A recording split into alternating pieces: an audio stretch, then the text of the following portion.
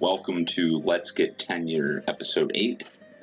I'm going to apologize in advance for the quality of this audio. I don't have a headset or a microphone, so you're getting the full effect of my voice on a laptop microphone.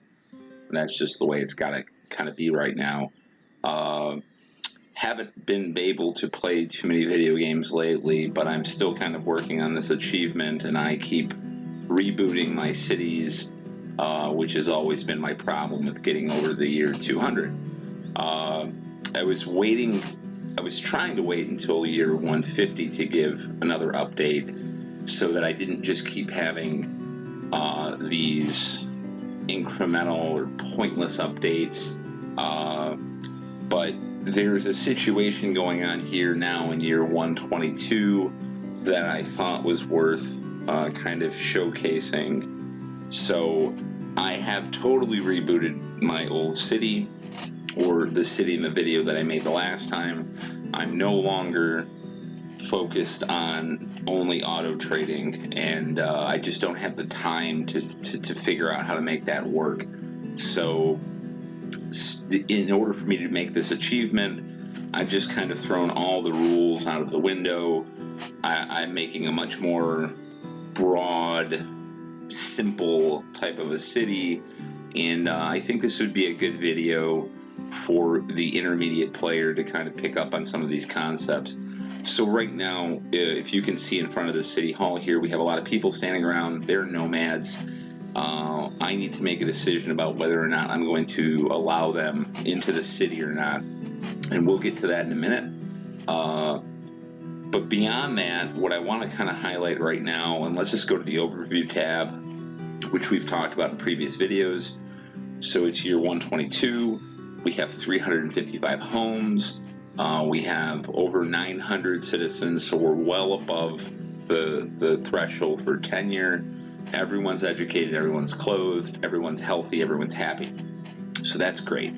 I do have, let's just pull up the, okay, so here's the distribution of our professions right now. And you can see right away that we have a lot of vendors. We have, far more vendors than we have traders, for example. So we're going to kind of do a tour of the city here in a minute. But this is what the current population graph looks like. So we're no longer adding homes, depending on whether or not I decide to allow these nomads in. I may be building a couple more, but at the moment, things are really doing well. If we pop over to the production tab, looking at the food, we produce 62,000 food in a year. We're using 138,000 food in a year. If we go back 5 years, we're producing about half of what we're using. If we go back 25 years, these trends are almost, it's a little bit under half, right? So with what I'm trading for, I'm offsetting this imbalance quite successfully, to the point where my actual food, the quantity of the food that I have has continued to rise for quite a few years. So having said that, what I want to do is just kind of go through a little tour of the city, talk about one of the things that I'm about to start doing. And I don't know how many of you have this problem. There we go. We center the map. That's always fun to do on video. So one of the things that I'm trying to do right now is I have this huge surplus of food, right? I have 423,000 food. And I have all of these traders along the river. Many of them are purchasing fruit, which are being used in my taverns. We're not growing any fruit. I do have some wheat fields. This is just more for aesthetics because I wanted to grow something. Wheat can be used for either eating or, making ale. It just kind of seemed like a natural fit. I don't like the orchards very much. So at any rate, we have all these different traders, and now we have this one here, which is empty. We have this one here, which is empty, and we have this one here which is empty. And so what I want to do with these is it's kind of like money laundering, right? I mean, if you've seen Breaking Bad, you might have some idea what money laundering is. But if we look at my town hall right now and I sort objects by quantity, I have a ton of fish, mutton, venison, chestnut, beef, corn. Now, chestnut and corn I'm trading for, but fish, mutton, and venison and beef I'm not. These are things that I'm producing locally. So what I want to do in these trading posts that we just went through is put 9,999 fish, mutton, and venison into these things. And what I'm hoping to achieve, it might be easier to look over here real quick. What I'm hoping to achieve here is to bring in different types of food that I'm not producing. So for example, these trading posts are my main trading posts. These things are trading ale and firewood to bring in primarily fruit. And you can watch some of the previous videos about how I have configured these and what that type of process looks like. But they're bringing in these fruits to create ale from. So what these trading posts are going to do is bring in all of the types of foods that these ones are not bringing in. And just to one more time reiterate this, these are bringing in all of the fruit producing, all of the ale producing fruits. So apple, cherry, peach, plum, pear. We're not bringing in berries because berries the conversion rate on berries is not as good as the other fruits. But we're also bringing in one grain, one protein, and one vegetable. So in the auto purchase tab, we're purchasing a full boat of food. We're also purchasing some coal, and this is to help out with the steel tool production. So these ones are bringing in only things that these ones are essentially not bringing in. So it's things like beans and cabbage and peach shouldn't be there, but peppers and pecans and pumpkins and squash and walnuts. So, what I'm hoping to do here is to essentially money launder or launder my food.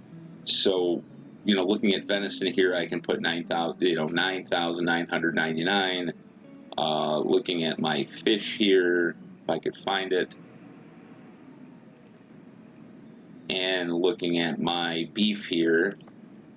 So now these traders are going to take these things from the storage barns. They're going to bring it here to the trading post, and they're going to be auto purchasing things that I don't have. That's a simple way of explaining it. It diversifies your food storages, and it just kind of, in my opinion, makes it a little bit more of a stable city. A couple other things to look at this point in year 122. We have all these trading posts on lakes. I've talked about these in other videos as well, but these are basically banks. So in this one, I have fish, I have herbs, I have iron, stone, venison. I mean, these exist for me to take all of my really high surplus items and store them away in case I have some sort of a massive tornado. So if I have a huge tornado that knocks out my stone supply or my supply yards, or just destroys a ton of houses, these banks will allow me to quickly react to those situations. So it's just such a good idea to have these as you spread out on the map. And on this particular map, that's exactly what we've done. We have really spread out. I've really kind of ignored the whole concept that I've done in the past of trying to place everything perfectly and just really, hyper analyzing things. Here, things are just much more spread out. One concept that I think is important to talk about here that I'm using is the distribution method of my markets. So for example, right here is a good example. I have 1, 2, 3, 4 markets in a row.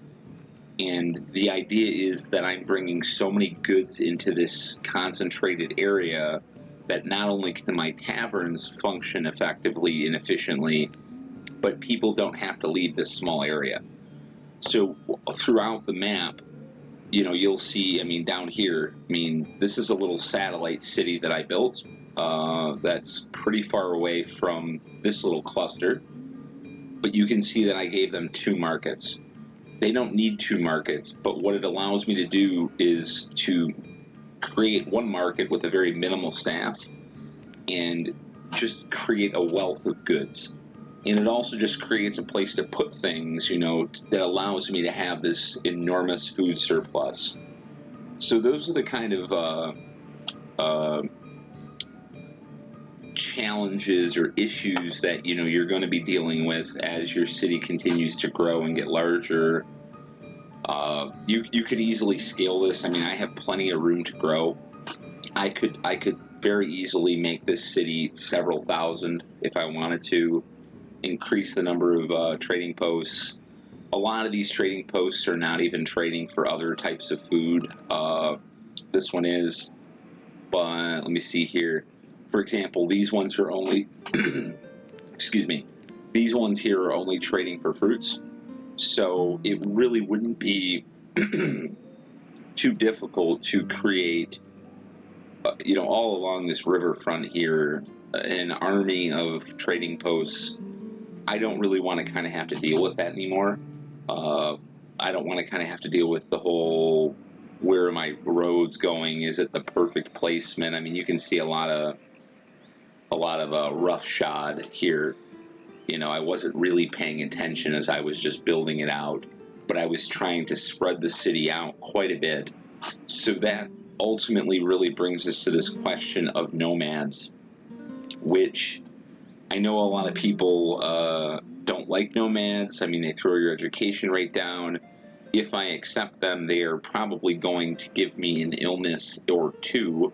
However, if we look at the distribution of jobs right now, I have 156 students, 183 children, 635 adults. I expect to be staying above 500 now indefinitely.